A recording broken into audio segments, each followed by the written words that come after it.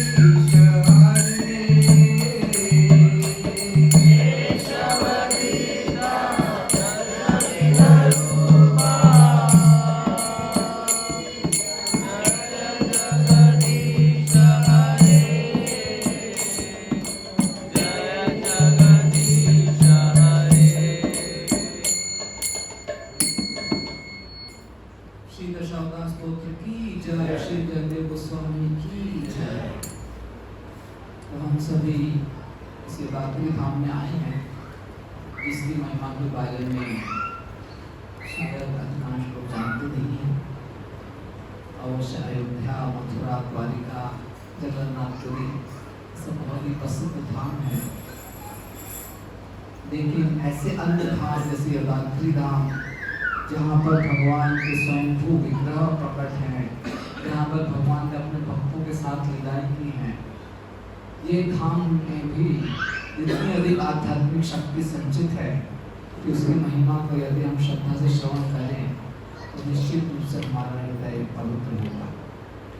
अवश्य मैं तो आपको जरूर सुनाऊंगा ही, लेकिन इस यदाद्री धाम में रहने वाले सदस्यों से के मुख से यदि हम सुने तो हमें ज़्यादा लाभ होगा।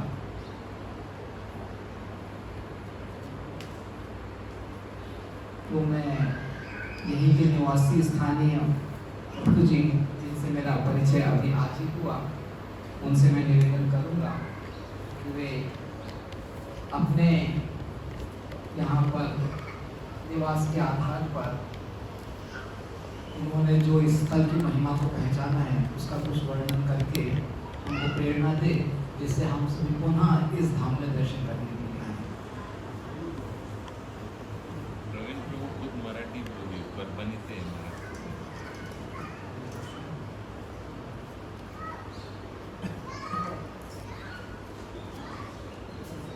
हरे कृष्ण।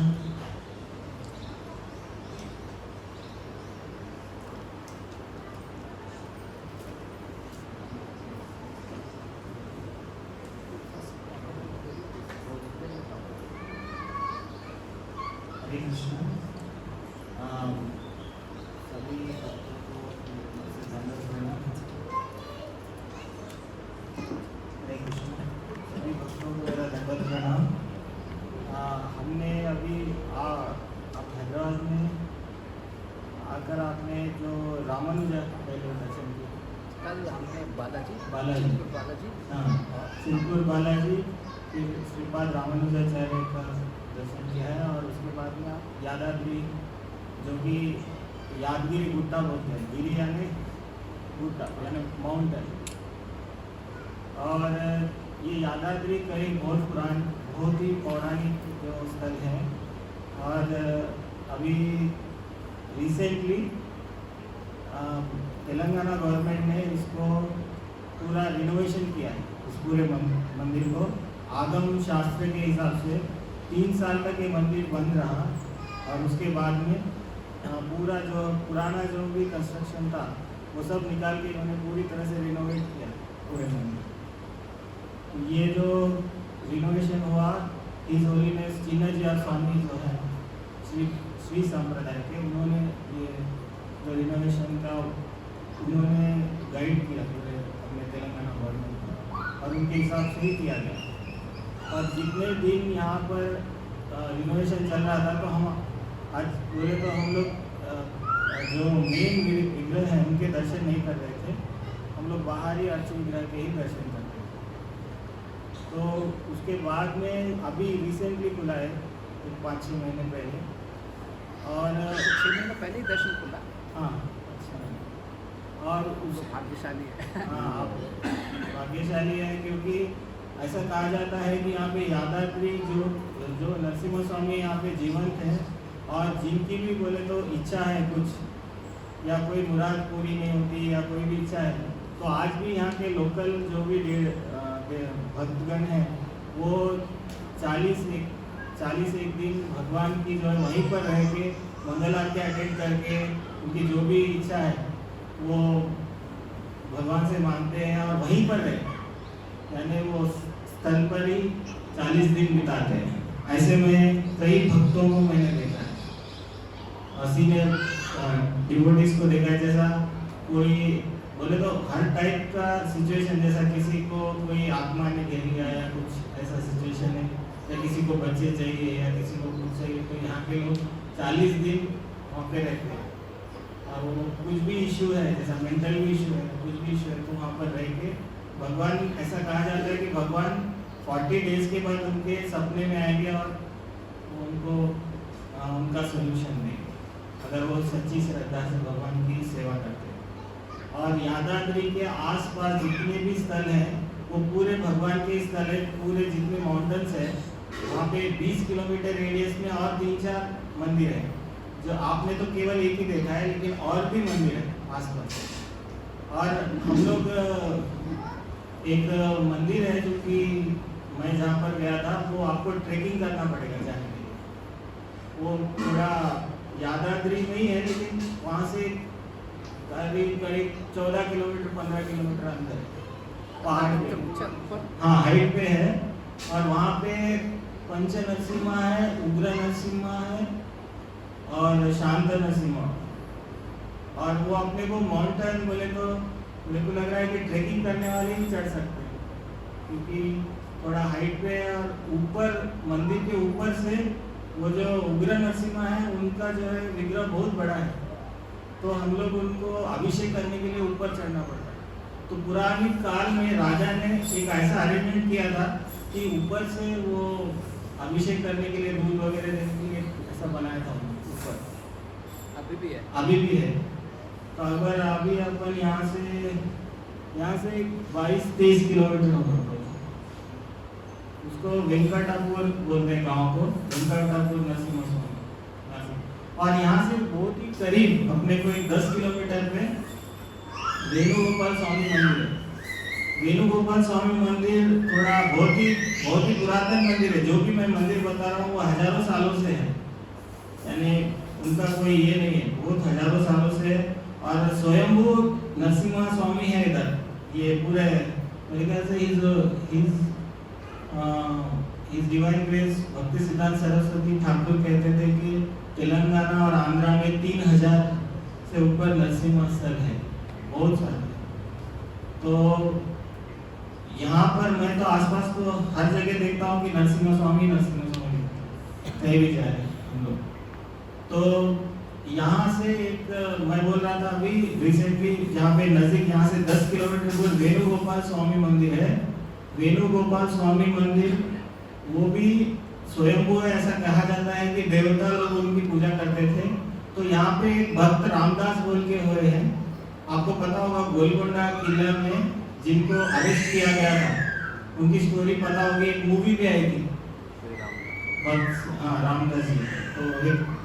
तो उनके जो जीजा लोग हैं, उन्होंने वहाँ पे से टैक्स कलेक्ट करते थे। जहाँ पे वेणुगोपाल स्वामी मंदिर आज स्थित है, वहाँ पे टैक्स कलेक्ट करा करते थे। तो भगवान ने उनको सपने में आके कहा कि जहाँ पर आप टैक्स कलेक्ट कर रहे हो, हम लोग वहीं पर निवास कर रहे हैं। तो ऐसा कहा जाता है कि वो एक पूरा एक हिल जैसा था, वो मंदिर पूरा कवर्ड था, एक हिल जैसा था, तो ऐसा दिखाई नहीं देता था मंदिर। तो फिर क्या हुआ कि भगवान जब सपने में आए तो भगवान ने कहा कि हमको दर्शन नहीं मिल रहे आपके, क्योंकि पूरा एक हिल था।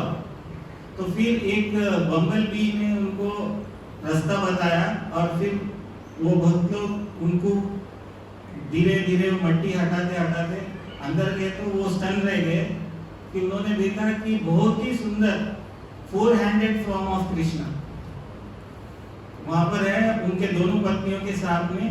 और आप अगर अभी दर्शन करेंगे तो उनको ऐसा लगेगा कि आपके सामने कोई खड़ा है, ऐसे एकदम आमने सामने खड़े हैं भगवान। इतने सुंदर दिख रहे हैं, ब्लैक कॉम्प्लेक्शन है, और दोनों वाइफ्स के साथ में बहुत ही सुंदर उनका दर्शन है। आपको ऐसा लगेगा ही नहीं कि वहाँ उस स्थल को छोड़ के जाए, बस उनको देखते ही रहे, ऐसा लगेगा।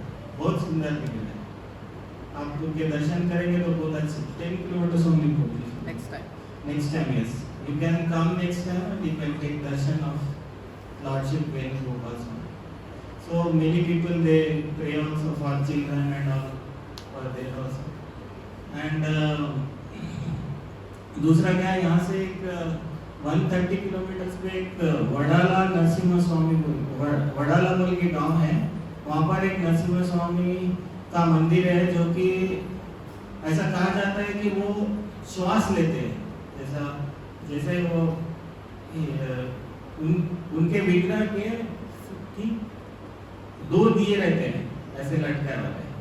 तो एक दिया जो उनके नाक के बराबर रहता है और एक जो है नीचे रहता है। तो नीचे वाला दिया स्थिर रहता है एकदम, और जो उनके नाक के पास वाला है वो फ्लिकरिंग रहता है। ऐसा लगता है कि भगवान ने जस्ट सांस ले रहे जोर जोर से।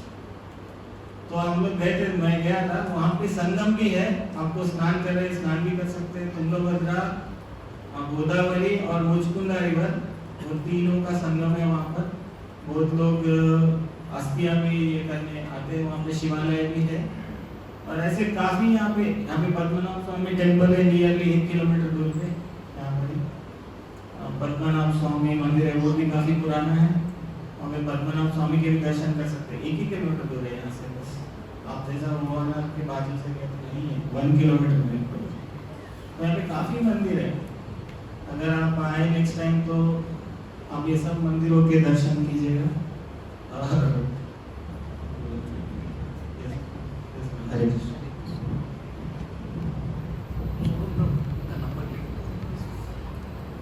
बहुत बहुत धन्यवाद प्रभु जी, आपने इस स्थान के बारे में हमको बताया, इससे हमको प्रेरणा मिली, तो हम लोग पुनः आएंगे। और आपने बहुत अच्छी सेवा भी की, अच्छा प्रसाद दिया। ये सारे जो प्रसाद की व्यवस्था प्रभु जी ने की है। अन्य भक्त भी थे, तो प्रभु जी इस प्रकार से इस मंदिर से जुड़े हुए हैं और बहुत अच्छी सेवा कर रहे हैं। प्रभु जी को मराठी भाषा भी आती है, लेकिन सबके लाभ के लिए हिंदी भाषा को उन्होंने कहा। धन्यवाद। हरे कृष्ण।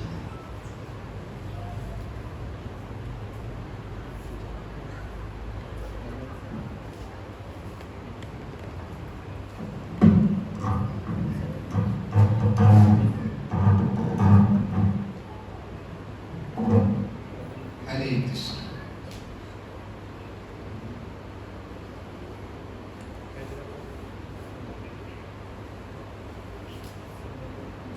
तो जैसे कि मैंने कहा आपको, याग महर्षि को 5 नरसिंहदेव का दर्शन हुए उस गुफा के अंदर। ज्वाला नरसिंहदेव, गंधर्वीर नरसिंहदेव, योगानंद नरसिंहदेव, उग्र नरसिंहदेव और लक्ष्मी नरसिंहदेव। तो ये 5 विग्रह उस गुफा में उपस्थित हैं। अवश्य विशाल रूप में, स्पष्ट रूप में हमको लक्ष्मी नरसिंहदेव दिखाई दिए। इन 5 विग्रह उस गुफा में स्थित हैं, जिनकी पूजा अर्चना यहाँ पर नित्य रूप से पुजारी करते रहते हैं। तो याग महर्षि के निवेदन से ही उन्होंने निवेदन किया भगवान से कि आप इसी पर्वत के शिखर पर विराजमान रहिए, और उनके निवेदन से भगवान आज भी विराजमान है और हम सबको अपना दर्शन प्रदान कर लाभान्वित कर रहे हैं। तो याग महर्षि इन विग्रहों की पूजा अर्चना कर रहे थे, बहुत श्रद्धा से सेवा कर रहे थे। और समय के साथ याग महर्षि भगवान की कृपा प्राप्त कर मोक्ष प्राप्त करते हैं, भगवत धाम सिधार जाते हैं। और तब इस स्थान पर जो आदिवासी रहा करते थे, वे यहाँ पर भगवान के विग्रहों को देखकर उनकी पूजा अर्चना करने लगते हैं। लेकिन क्योंकि आदिवासी हैं, इनको विग्रहों की पूजा अर्चना करने का ठीक से प्रशिक्षण नहीं है, तो वे लोग पूजा अर्चना कर तो रहे थे, लेकिन उतनी श्रद्धा से, उतनी अच्छी तरह से नहीं कर रहे थे। और साक्षात भगवान नरसिंहदेव है, भगवान नरसिंहदेव की पूजा कुछ ऐसे हल्की नहीं होती है। बहुत ही निष्ठा से, अनुशासन से, पवित्रता से, सारे मंत्रों के उच्चारण के साथ ठीक से करना चाहिए। यदि नरसिंहदेव की पूजा अर्चना में कुछ भी अनुचित है, तो नरसिंहदेव ऐसे ही क्रोधित हो जाते हैं, और वो क्रोधित मुद्रा में नरसिंहदेव जो भी आसपास है सब जलने लगता है। ऐसी भी बहुत सारी कथाएं प्रसिद्ध हैं। इस प्रकार से नरसिंहदेव की ठीक से पूजा अर्चना न होने के कारण आसपास का वातावरण बिगड़ जाता है। तो यहाँ पर ये आदिवासी ठीक से पूजा अर्चना नहीं कर रहे हैं, बहुत प्राचीन बातें हैं। तब भगवान नरसिंहदेव ने निश्चय किया कि वे अप्रकट हो जाएंगे। तो भगवान नरसिंहदेव उन्हीं पर्वत की गुफाओं में अप्रकट हो गए, और तब ये आदिवासियों को कई वर्षों तक भगवान नरसिंहदेव दिखाई नहीं दिए। फिर बहुत सारे वर्षों के पश्चात इन्हीं आदिवासियों में एक महिला थी, जिसके हृदय में भगवान के प्रति अपार श्रद्धा थी, बहुत अधिक भक्ति थी, और वो अपने जीवन में बहुत पवित्रता से भगवान की सेवा करती थी। तो उसके स्वप्न में भगवान आए और उसको मार्गदर्शन दिया कि मैं इस गुफा में स्थित हूं। और तब वो महिला उस गुफा में आई तो उन्हें पुनः ये 5 नरसिंह देव का दर्शन प्राप्त हुआ। और इस प्रकार से तब से आज तक इनकी पूजा अर्चना हो रही है। तो जैसे कि प्रभु जी ने बताया कि ये नरसिंह देव सभी के विघ्नों को दूर करते हैं। लोग अपनी अपनी इच्छाएं, समस्याएं लेकर भगवान नरसिंह देव के समक्ष आते हैं और 40 दिन तक वहीं पर रहकर कुछ व्रत धारण करते हैं और इस प्रकार से उनकी समस्याओं का हल होता है। भगवान नरसिंह देव स्वयं उनके स्वप्न में आते हैं, उनकी समस्याओं का हल बताते हैं, या कोई बीमार है तो उनको औषधि प्रदान करते हैं। इस प्रकार से भगवान नरसिंह देव यहाँ पर वैद्य नरसिंह देव के रूप में भी प्रसिद्ध है। तो भगवान, ऐसे तो भगवान चाहे विग्रह रूप में हो वो साक्षात ही हैं, लेकिन यहाँ पर जो स्थानीय लोग हैं उनकी यहाँ पर नरसिंह देव के प्रति अपार श्रद्धा है और उस अपार श्रद्धा के आधार पर नित्य रूप से यहाँ पर भगवान का दर्शन करने आते हैं, उनकी सेवा करने आते हैं। तो हमने तो ठीक से वैसे दर्शन नहीं किया, लेकिन अगर आपने ध्यान दिया होगा, मैं जहाँ पर वहाँ पर मंदिर प्रांगण में प्रवचन करने के लिए बैठा था तो मेरे दाई ओर 5 बड़ी बड़ी तस्वीरें थी। तो वो जो 5 तस्वीरें थी, ज्वाला नरसिंह देव, योगानंद नरसिंह देव, लक्ष्मी नरसिंह देव और गंधर्व नरसिंह देव और उग्र नरसिंह देव, इनकी तस्वीरें थी। ज्वाला नरसिंह देव अर्थात बहुत सारी ज्वालाएं उसमें निकली थी। तो इस प्रकार से भगवान के यहाँ पर विग्रह हैं जिनका हम सबको दर्शन प्राप्त हुआ। और ये हमारा बड़ा सौभाग्य रहा कि पुरुषोत्तम माह में हमने ऐसे दुर्लभ स्थल पर जाकर भगवान नरसिंह देव का दर्शन किया है। तो कल हम संध्या के समय स्टैच्यू ऑफ इक्वलिटी, जहाँ पर श्रीपाद रामानुजाचार्य के विशाल विग्रह को स्थापित कर उनकी महिमा को संपूर्ण विश्व के सामने निखारा गया है, उस स्थान पर थे। तो भक्तों की इच्छा है कि मैं रामानुजाचार्य के बारे में कुछ आपको समझाऊं। तो समय की सीमा को ध्यान में रखते हुए जितना हो सकता है उतना मैं कहता हूँ, ठीक है।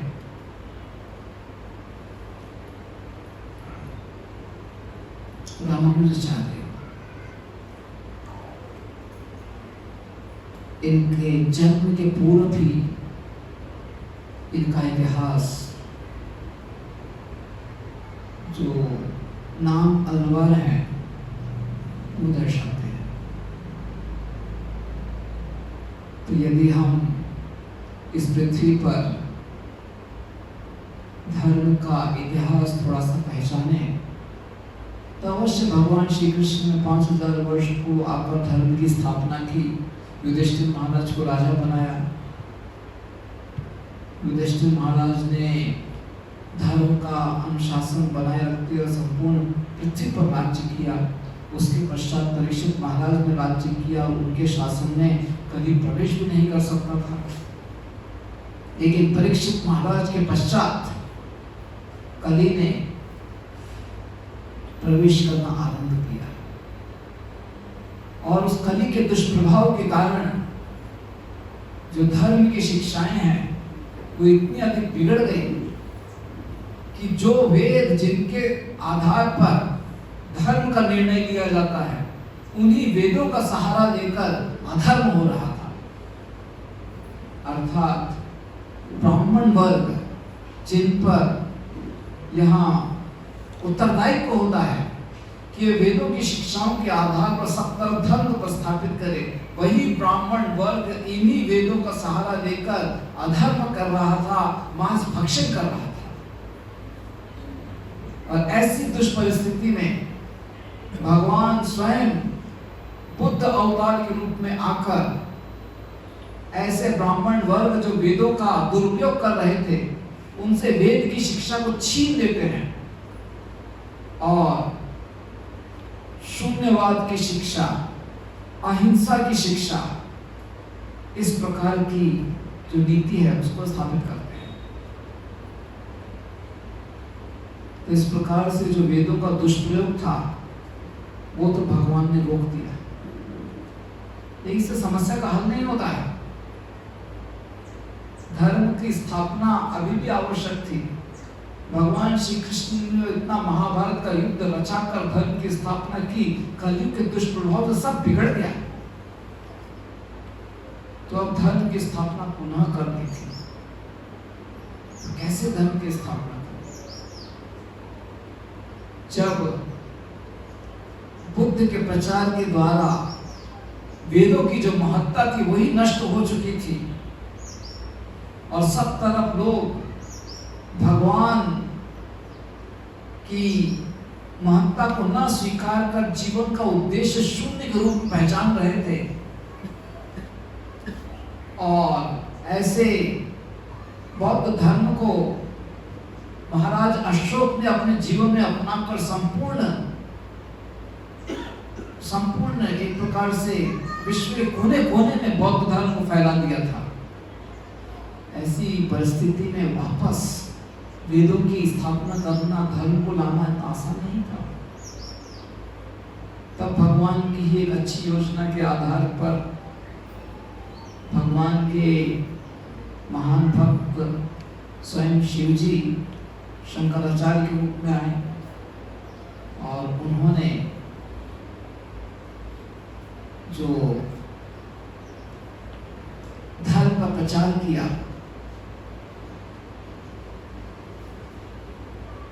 बुद्ध ने शून्यवाद का प्रचार किया और उसी शून्यवाद से मिलता जुलता निर्विशेषवाद, इसका प्रचार शंकराचार्य ने किया। तो सभी ने इसको स्वीकार कर लिया क्योंकि ये मिलता जुलता था। और शंकराचार्य ने कहा कि ये निर्विशेषवाद शास्त्र की शिक्षा के आधार पर बिल्कुल सम्मत है।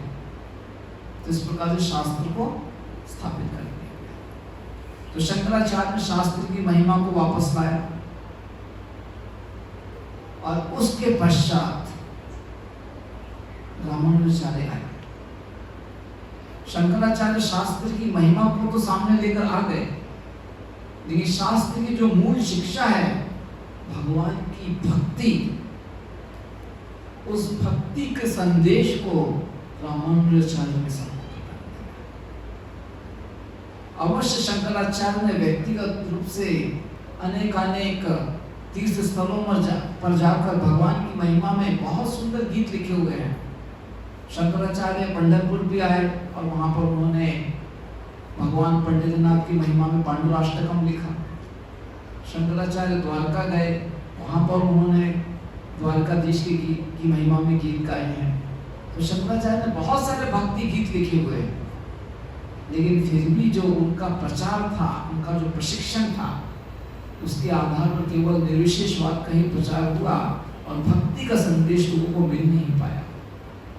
तो रामानुजाचार्य आए और उन्होंने भक्ति के संदेश को स्थापित किया। तो जब शंकराचार्य आए उसके पश्चात इस भक्ति की महिमा, क्योंकि शंकराचार्य के समय निर्विशेषवाद का इतना अधिक प्रचार प्रसार हुआ कि लोग सोच रहे थे कि भगवान अर्थात निर्विशेष निराकार सर्वव्यापी ब्रह्म ज्योति, भगवान को व्यक्ति के रूप में नहीं स्वीकार किया जा रहा था। लोग अपने आप को भगवान सोच रहे थे कि जीवन का उद्देश्य भगवान बनना है। ऐसी परिस्थिति में भगवान के जो अलग अलग आभूषण हैं, वे सभी इस पृथ्वी पर अलग अलग समय में प्रकट हो गए और जिनको आलवार बोला जाता है।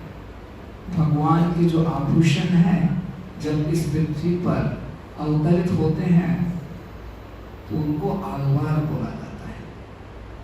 तो अनेक आलवार हुए हैं, उसमें से 12 आलवार बहुत ही प्रसिद्ध हैं और उन 12 आलवारों ने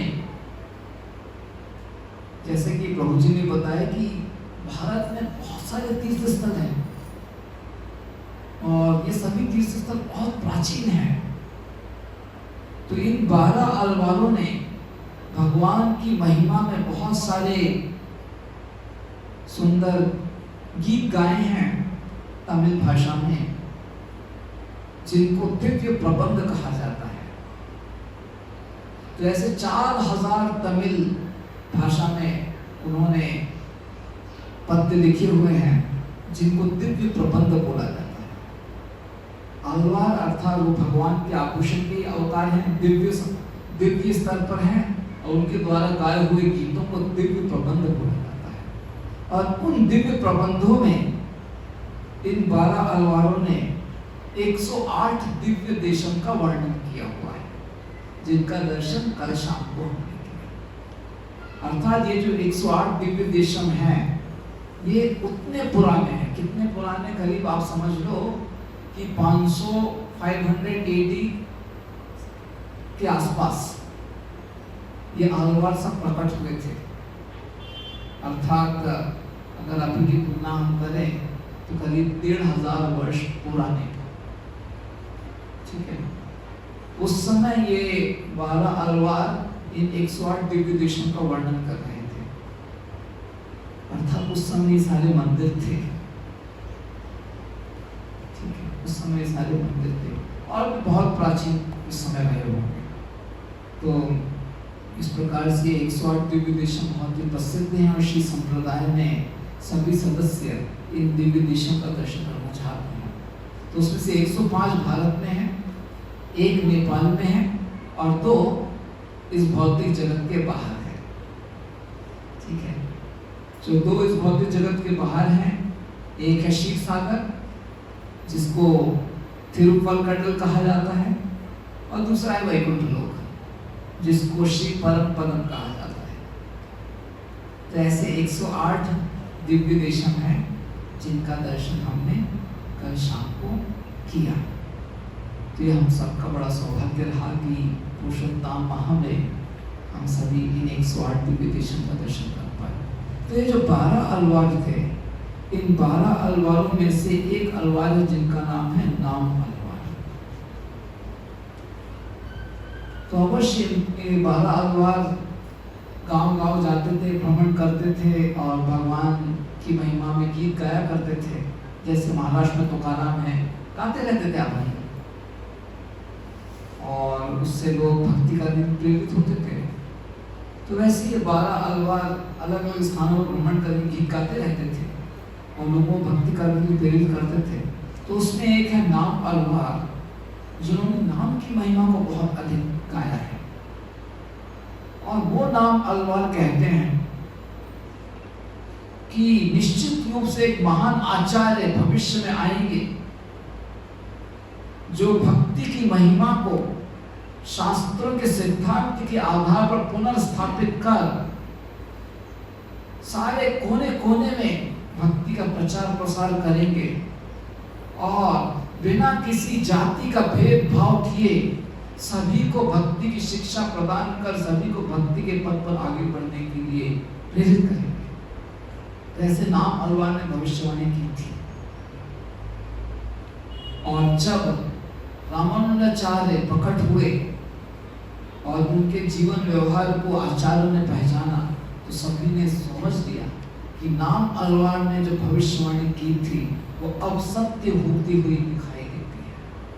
तो ये है रामानुजाचार्य जिनके प्राकट्य के बारे में पहले से ही इन अलवारों ने निर्देशित कर दिया था। यह अलवार कोई साधारण व्यक्ति नहीं बल्कि भगवान के आभूषणों के ही अवतार हैं। तो भगवान की शिक्षा का प्रचार प्रसार करने के लिए 4 संप्रदाय इस समय विराजमान है। भगवान ने ब्रह्मा जी को ज्ञान दिया जिससे ब्रह्म संप्रदाय आरंभ होता है। भगवान ने लक्ष्मी जी को ज्ञान दिया जिनसे श्री संप्रदाय आरंभ होता है। भगवान ने 4 कुमारों को ज्ञान दिया जिससे निम्बार्क संप्रदाय आरंभ होता है। और भगवान ने शिव जी को ज्ञान दिया जिनसे विष्णु स्वामी संप्रदाय आरंभ होता है। तो इस प्रकार से 4 संप्रदाय हैं। तो इन 4 संप्रदायों के आधार पर धर्म की जो वास्तविक शिक्षा है उसको पुनः समाज में स्थापित किया जाता है। तो भगवान नारायण ने लक्ष्मी को संदेश दिया हम सबकी आध्यात्मिक स्थिति भगवान से हमारे संबंध के बारे में, और उससे जो संप्रदाय श्री संप्रदाय आरंभ हुआ उसके आचार्य श्री रामपाद रामानुजाचार्य हैं, जिन्होंने उस शिक्षा को सर्वत्र भारत देश में फैला दिया। तो जैसे कि मैंने कहा कि अलवार जो भगवान के आभूषण है वही अवतरित हुए हैं, और उन्हीं अलवारों में आगे चलकर परंपरा में एक महान गुरु हुए थे जिनका नाम है श्री नाथ मुनि। और नाथ मुनि के गुरुकुल में एक बालक पढ़ते थे जिनका नाम है यमुना। तो यमुना छोटे से बालक थे जब अपने गुरु के आश्रम में पढ़ रहे थे, और उस समय एक वाद विवाद के लिए उस क्षेत्र के राजा जो कि शिव जी की उपासना करते थे, उन्होंने नाथ मुनि को बुलाया कि आप मेरे पंडित से वाद विवाद करने के लिए आइए, यदि आपको विजय प्राप्त होती है तो ठीक, और नहीं तो आपको शिव जी की उपासना का मार्ग अपनाना पड़ेगा। तो नाथ मुनि उससे बहुत ही वृद्ध थे, वे जानने में सक्षम नहीं थे। तब ये छोटा सा जो उनका शिष्य था यमुना, उन्होंने कहा कि गुरुदेव मैं आपकी ओर से जाता हूँ। और यमुना वे राजमहल में गए। तो छोटे से बालक थे यमुना, और जो पंडित था वो तो बड़ा ही विद्वान, अनुभवी, आयु में भी वरिष्ठ। तो जब उपस्थित सारे लोगों ने देखा कि छोटा सा बालक है और विशाल पंडित के समक्ष बात करने के लिए आए हैं, तो सबको आश्चर्य हुआ। लेकिन यमुना के हृदय में बहुत अधिक उत्साह था और अपने गुरु के प्रति श्रद्धा थी, और वे थोड़ा भी हिचकिचाए नहीं। तो इस बालक के उत्साह और श्रद्धा को देखकर जो राजा की रानी थी उसने कह दिया राजा को कि जीतेगा तो ये बालक ही जीतेगा। तो राजा को ये अच्छा नहीं लगा, राजा के हृदय को बहुत ठेस पहुंच गई।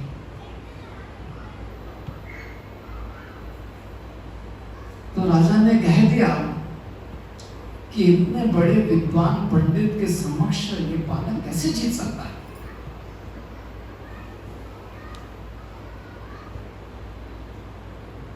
तो फिर रानी ने कहा कि यदि यहां बालक जीतेगा तो क्या वचन है आपका?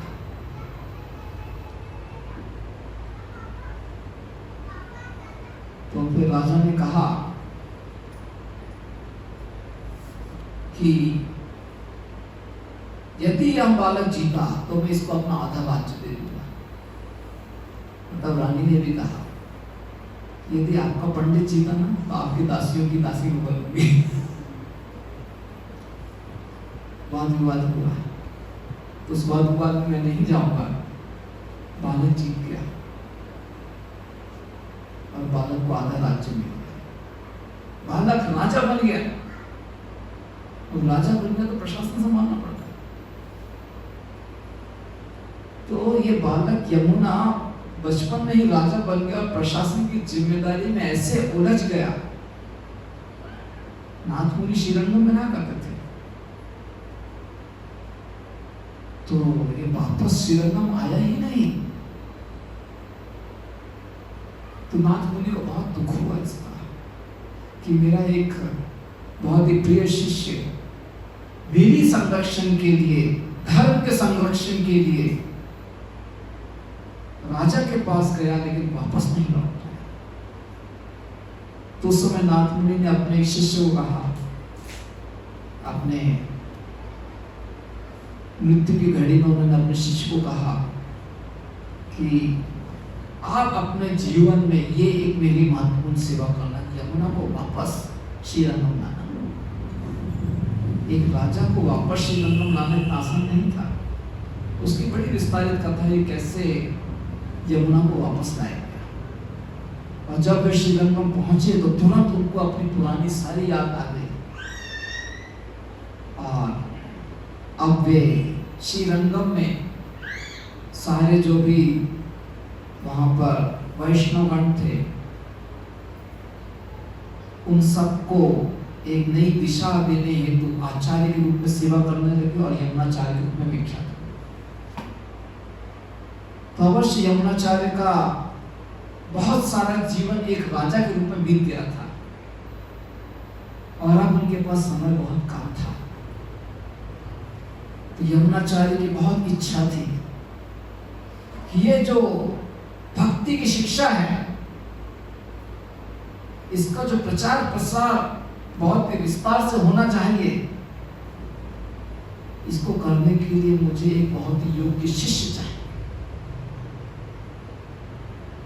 तो यमुनाचार्य इस प्रकार से विचार कर रहे थे, मुझे एक बहुत ही योग्य होनहार शिष्य चाहिए जो इस भक्ति की शिक्षा का अच्छी तरह से प्रचार प्रसार करे, सर्वत्र भक्ति की मूल शिक्षा को फैलाए। तो यमुनाचार्य के कई शिष्य थे, उनमें से 3 शिष्यों के बारे में मैं यहाँ पर बात करूंगा। पहले उनके 3 शिष्य जिनका वर्णन मैं करने जा रहा हूँ संक्षिप्त में, शैलपूर्ण, महापूर्ण और कांचीपूर्ण। शैलपूर्ण, महापूर्ण और कांचीपूर्ण। कांचीपूर्ण वे कांचीपुरम में रहा करते थे और वरदराज की बहुत निष्ठा से सेवा करते थे। इतनी निष्ठा से कांचीपूर्ण वरदराज की सेवा करते थे कि साक्षात वरदराज कांचीपूर्ण से बात किया करते थे और भक्तगण भी जानते थे कि वरदराज कांचीपूर्ण से बात करते हैं, इसलिए भक्तों की कुछ इच्छा होती थी या भगवान से कुछ बात उनको संदेश देना होता था, कांचीपूर्ण कहते थे भगवान से पूछिएगा। ये कांचीपूर्ण है। शैलपूर्ण वे भी यमुनाचार्य के शिष्य हैं और ये शैलपूर्ण, इनकी 2 बहनें थी, एक का नाम है कांतिमती और दूसरी का नाम है दीप्तिमती। तो शैलपूर्ण ने अपनी दोनों बहनों का विवाह कराया और उसके पश्चात वे भी श्रीरंगम जाकर यमुनाचार्य से संन्यास ग्रहण कर लेते हैं, सन्यासी कर लेते हैं। तो इधर कांचीमती और दीप्तिमती वे दोनों विवाहित हैं और दोनों को कई वर्षों तक पुत्र प्राप्ति नहीं हो। कांचीमती के जो पति हैं उनका नाम है केशवाचार्य और वे यज्ञ करने में बहुत अधिक दक्ष थे और तब अपने पुत्र की प्राप्ति के लिए वे चेन्नई में जाकर एक जो पार्थसारथी मंदिर है वहां पर यज्ञ करते हैं जिससे उनको पुत्र की प्राप्ति हो। कई दिनों तक वे यज्ञ करते हैं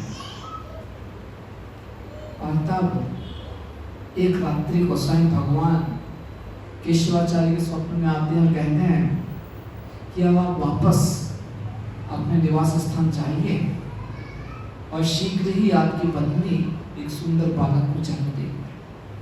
और इस प्रकार से भगवान का आशीर्वाद प्राप्त कर केशवाचार्य और अंतिमती वे दोनों वापस आते हैं। फिर कुछ समय के पश्चात 1017 इस वर्ष कांतिमती एक सुंदर बालक को जन्म देती है और उसी वर्ष उनकी बहन दीप्तिमती वो हमें सुंदर बालक को जन्म देते हैं। और फिर एक दिन दोनों बहनें श्रीरंगम के पास आती हैं जिससे रंगनाथ जी का दर्शन करें और भगवान का आशीर्वाद प्राप्त करें। तो शैलपूर्ण वो तो वहीं थे और उन्हें समाचार प्राप्त होता है कि उनकी दोनों बहनें अपने छोटे शिशु को लेकर आई हुई हैं। तो स्वयं शैलपूर्ण अपने इन दोनों शिशुओं का दर्शन करने के लिए आते हैं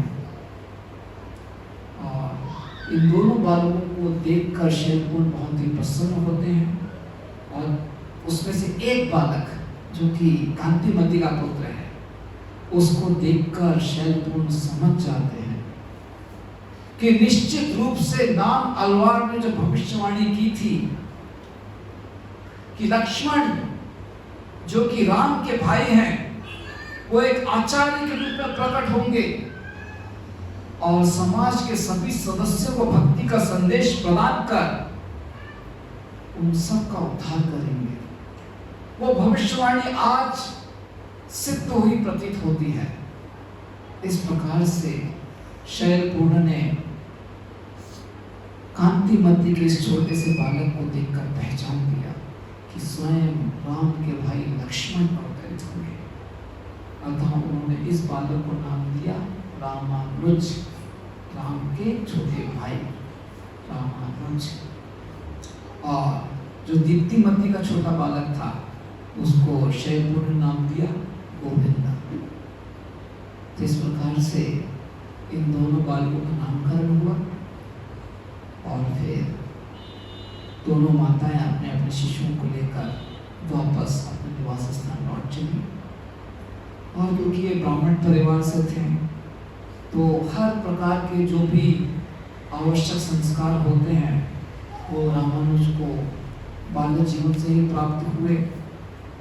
रामानुज जैसे जैसे बड़े हुए अनेकानेक दिव्य गुणों को सागर प्रतीत कर रहे थे। बहुत ही आज्ञाकारी थे, बहुत ही विनम्र थे। कोई भी जो शिक्षा है बहुत ही जल्दी सीख लेते थे। शास्त्रों के का श्रवण करने में उनकी बहुत अधिक रुचि थी और मानो जैसे जन्म से ही भगवान के महान भक्त के रूप में जन्मे हैं। तो इस प्रकार से रामानुजाचार्य का बहुत ही सुंदर चरित्र था। रामानुजाचार्य बड़े हुए, 16 वर्ष की आयु में उनका विवाह हुआ। अब तक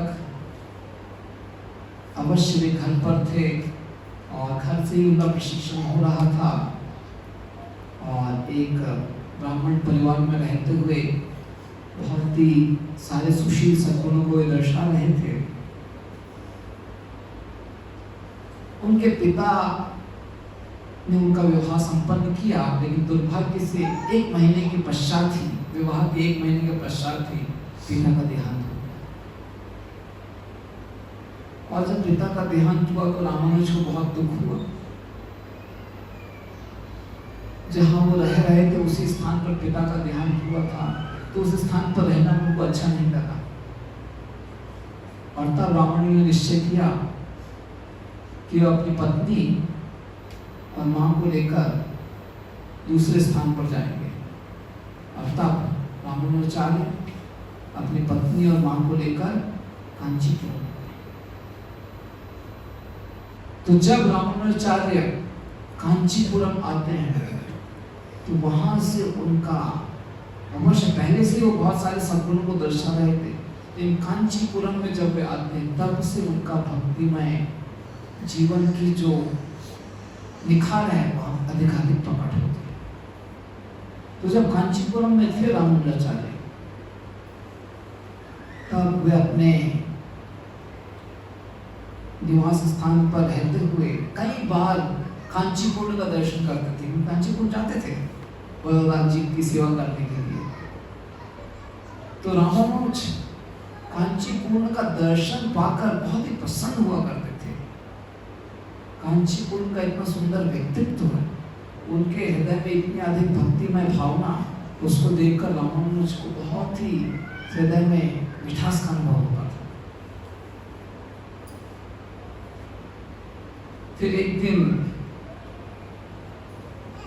रामानुज कांचीपुर को जब दर्शन करते हैं तो उनके मन में बहुत इच्छा हो गई कि मुझे कांचीपुर की सेवा करनी चाहिए।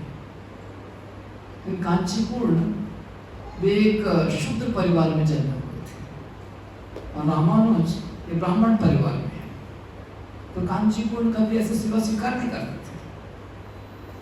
कांचीपुर एक गांव से दूसरे गांव से तीसरे गांव ऐसे जाते थे विग्रहों की सेवा करने के लिए, लेकिन कभी किसी की सेवा नहीं स्वीकार करते थे। और रामानुजाचार्य इतना अधिक कांचीपुर के प्रति आकर्षक हो रहे थे कि उनकी सेवा करने के बहुत अधिक आतुर थे। तो इस प्रकार से कांचीपुर के जीवन चरित्र के प्रति आकर्षित होने के कारण रामानुज के जीवन में भक्ति में जीवन आरंभ हुआ। श्रीमद् भागवतम भी स्पष्ट करता है कि हमारे जीवन में भक्तिमय विकास की संभावना सर्वाधिक तब है जब हम सभी किसी भक्त के प्रति अधिकाधिक आकर्षित होते हैं, क्योंकि भक्ति हमें भक्तों से ही प्राप्त होती है। भक्ति हमें भक्तों से ही प्राप्त होती है। और रामानुजाचार्य कांचीपुर जो कि स्वयं वरदराज से बात किया करते थे, उनके प्रति आकर्षित हो रहे थे। वरदराज कांचीपुर वरदराज की इतनी निष्ठा से सेवा करते थे कि जैसे कि मैंने कहा भगवान वरदराज कांचीपुर से बातें करते थे। गर्मी के समय कांचीपुर दिन भर वरदराज को पंखा हिलाकर उनको राहत प्रदान किया करते थे। तो इस प्रकार से कांचीपुर की भक्ति इतनी अपार थी कि अनेकानेक लोग कांचीपुर की भक्ति से प्रभावित थे। तो रामानुज ऐसे कांचीपुर का दर्शन प्राप्त कर बहुत ही प्रसन्न हुआ करते थे। और एक दिन कांचीपुर को रामानुज ने अपने घर पर आमंत्रित किया कि वे कुछ उनके घर पर आकर प्रसाद स्वीकार करें।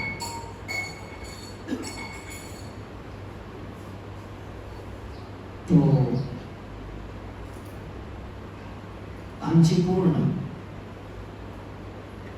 उन्होंने मना कर दिया। तो रामानुज ने कहा कि कोई बात नहीं, कम से कम मुझे आपके चरणों का प्रक्षालन करने दीजिए। तो कांचीपुर ने कहा कि नहीं नहीं, आप ऐसा नहीं कर सकते हो, आप तो एक उच्च कुल ब्राह्मण के समाज के हो और मैं शूद्र बहुत ही पतित हूँ, आपके लिए इस प्रकार से मेरी सेवा करना ठीक नहीं है। तब रामानुज ने कहा कि ब्राह्मण परिवार में जन्म लेने से आप जैसे महान वैष्णव के चरणों की सेवा करने के लिए मैं यदि अयोग्य हूं, तो इस प्रकार से ब्राह्मण परिवार में जन्म लेना धिक्कार है। इस प्रकार से ब्राह्मण परिवार में जन्म लेना मेरे लिए शाप की तरह साबित हो रहा है। यदि ऐसे महान भक्त की सेवा करने में ये ब्राह्मण जन्म बाधा बन रहा है, तो इस ब्राह्मण जन्म को मैं अभी ठुकरा दूंगा। और जहां तक वैष्णव की बात है, भक्तों की बात है, तो भक्तों में इस प्रकार से कोई जाति भेद नहीं होता है। एक भक्त किसी भी परिवार में जन्मा हो, कहीं भी जन्मा हो, उस भक्त में यह शक्ति होती है तो संपूर्ण विश्व का भक्तिमय शिक्षा से उद्धार कर सकता है। तो जब इस प्रकार से भक्तिमय संदेश कांचीपुर ने रामानुज के मुख से सुने, तो कांचीपुर को भी बहुत प्रसन्नता हुई और उन्हें समझ में आ गया कि ये युवक जिसकी आयु बहुत ही कम है, लेकिन भक्तिमय शिक्षाओं के प्रति इतनी अपार श्रद्धा, निश्चित रूप से नाम अलवार ने जो भविष्यवाणी की है कि भक्तिमय शिक्षाओं का प्रचार प्रसार करने के लिए एक महान आचार्य आएंगे और बिना किसी भेदभाव के सभी को भक्तिमय शिक्षा प्रदान कर उनका उद्धार करने का भक्ति में मार्ग प्रशस्त करेंगे, वो भविष्यवाणी सिद्ध हुई प्रतीत होती है।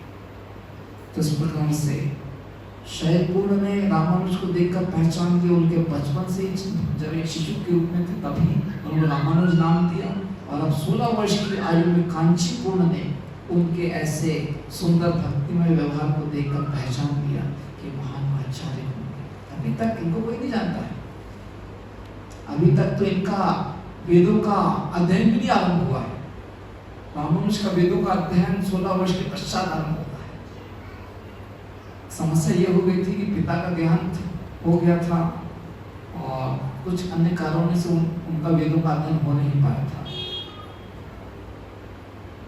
तो कांचीपुर ने पहचाना, शैलपुर ने पहचाना, और उसके पश्चात एक समय बाद में यमुनाचार्य भी कांचीपुरम आते हैं।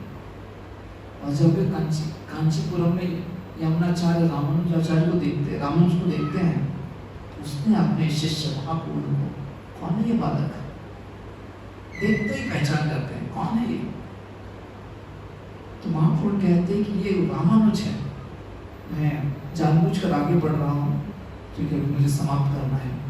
महापूर्ण कहते हैं कि रामानुज है वही रामानुज जिसने उपनिषद की शिक्षाओं के आधार पर भक्ति में शिक्षाओं को प्रशस्त किया है। क्योंकि अब तक उपनिषद की शिक्षाओं के आधार पर केवल शंकराचार्य का जो मत था निर्विशेष निराकार, उसी को दर्शाया जा रहा था कि उपनिषदों की शिक्षा के आधार पर भगवान निर्विशेष निराकार सर्वव्यापी ब्रह्म है। लेकिन रामानुज ने उपनिषदों की शिक्षाओं के आधार पर उनका तात्पर्य इस प्रकार से प्रदान किया कि भक्तिमय शिक्षा प्रशस्त होती थी, और वो रामानुज के जो तात्पर्य थे इतने अधिक प्रसिद्ध हुए थे कि कांचीपुरम से उसकी प्रसिद्धि श्रीरंगम तक पहुंची थी। और उस समय व्हाट्सएप वगैरह कुछ नहीं था,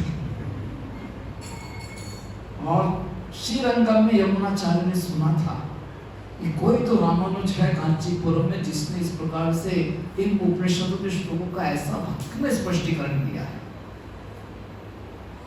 तो अब जब कांचीपुरम में आकर यमुनाचार्य ने रामानुज को देखा तो देखते पूछा ये कौन है, तो कहा कि रामानुज है। तो यमुनाचार्य को फिर से विश्वास हो गया ये युवक निश्चित रूप से जो अलवर की शिक्षा है और भक्ति में शिक्षा है उसको सर्वाधिक प्रशस्त बनेगा। और बाद में यमुनाचार्य अपने देहांत के पहले अपने शिष्यों से निवेदन करते कि जाओ रामानुज को बुला कर लेकर आओ। अभी तक एक भी बार यमुनाचार्य और रामानुज के बीच में भेंट भी नहीं हुई है, सिर्फ दूर से देखा है यमुनाचार्य ने रामानुज को। लेकिन यमुनाचार्य कहते हैं रामानुज को बुला कर लेकर आओ, क्योंकि मैं ये जो संप्रदाय की शिक्षा है उनको इसका उत्तरदायी बनाना चाहता। तो अवश्य रामानुज आते हैं श्रीरंगम, लेकिन जब तक रामानुज श्रीरंगम पहुंचते हैं यमुनाचार्य अपना देह छोड़ देते हैं। और उस समय उनकी 3 उंगलियां ऐसे बंद थी, और तब रामानुज यमुनाचार्य के उस जो कि एक प्रकार से मृत हो चुका है देह, सामने 3 वचन देते हैं, और हर वचन को सुनकर एक एक उंगली खुलती है। और इस प्रकार सारे जो उपस्थित लोग थे देख लेते हैं कि कैसे रामानुजाचार्य ने अपने गुरु, अभी तक दीक्षा भी नहीं हुई है, लेकिन कैसे रामानुजाचार्य ने यमुनाचार्य की भावना को पहचाना है, जिन भावनाओं का वचन लेकर यमुनाचार्य की 3 उंगली खुली है। इस प्रकार से सारे सदस्य पहचान जाते हैं यही वो महान आचार्य हैं जो आगे संप्रदाय की शिक्षा को बढ़ाएंगे और सर्वत्र भक्ति में प्रचार प्रसार करेंगे। तो इस प्रकार से मैंने बहुत ही संक्षिप्त में आपको रामानुजाचार्य की झलक प्रदान की है। रामानुजाचार्य इतने महान आचार्य हैं, उनकी भक्ति की महिमा इतनी अधिक है कि एक के बाद एक इतनी सुंदर कथाएं हैं जो इतनी रोचक हैं, भक्तिमय भावना से ओतप्रोत हैं कि हम सुनते सुनते सुनते रह जाएंगे, लेकिन जगह नहीं भरेगा। तो क्योंकि हमने कल रामानुजाचार्य के इतने विशाल विग्रह का दर्शन किया, तो उनकी क्या महिमा है थोड़ा कुछ हमको जानना चाहिए, इसलिए मैंने आपको संक्षिप्त में बताया। तो हम यहाँ से वापस इसको महत्व जाएंगे और अगले का कार्यक्रम हम कथा निश्चित करेंगे, ठीक है। धन्यवाद। हरे कृष्ण। तो हम सभी यहाँ पर उपस्थित, यहाँ पर जो मंदिर में सेवा करने वाले सदस्य हैं, इन सभी के प्रति अत्यंत कृतज्ञ हैं, जिन्होंने हमारे यहाँ पर प्रसाद की व्यवस्था की। और हम सभी उस यदाद्री के मंदिर प्रांगण में तो प्रवचन नहीं कर पाए ठीक से, लेकिन यहाँ पर उन्होंने हम सबको एक बहुत ही अच्छी सुविधा प्रदान की। तो हम सभी मंदिर की व्यवस्थापक और सभी भक्तों के प्रति अत्यंत कृतज्ञ हैं, जिन्होंने हमको यह सुविधा प्रदान की। और निश्चित रूप से हम सभी पुनः फिर आएंगे और भगवान का दर्शन प्राप्त कर भगवान की अधिकाधिक कृपा को प्राप्त करने के लिए हम सभी आतुर हैं। तो हम सभी यहाँ के उपस्थित सभी भक्तों के प्रति धन्यवाद अर्पित करेंगे। एक बार हरे कृष्ण महामंत्र का उच्चारण करके हरे कृष्णा कृष्णा कृष्णा हरे हरे, हरे राम राम राम हरे हरे। श्री जगन्नाथ बलदेव सुभद्रा मैया श्री सुदर्शन देव की जय। श्री नरसिंह देव